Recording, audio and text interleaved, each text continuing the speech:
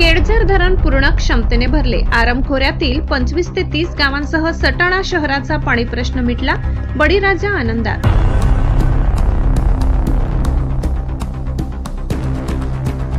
बागलाण तालुक्यातील शेतकरी आणि नागरिकांसाठी अत्यंत आनंददायी बातमी समोर आली आहे. तालुक्यातील पश्चिम पट्ट्यात सुरू असलेल्या जोरदार पावसामुळे केळझर अर्थात गोपाल सागर धरण पूर्ण क्षमतेने भरून वाहू लागले आहे. धरणाच्या सांडव्यावरून आरम नदीपात्रात पाण्याचा विसर्ग सुरू झाला असून जुलै महिन्यातच धरण 100% भरल्याने आरम खोऱ्यातील 25 ते 30 गावांसह सटाणा शहराचा पाण्याचा प्रश्न पूर्णपणे सुटलाय.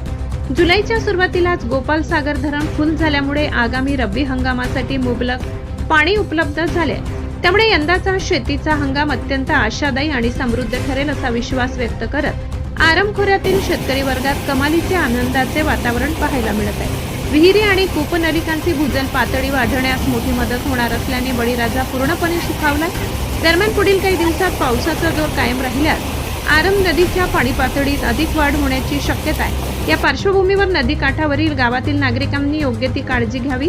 नदीपात्रात किंवा पाण्याच्या प्रवाहात जाणे टाळावे आणि स्थानिक प्रशासनाने दिलेल्या सूचनांचे पालन करून सहकार्य करावे असे आवाहनही करण्यात आले. Bureau report, Satana. संपादक चेतन बागू.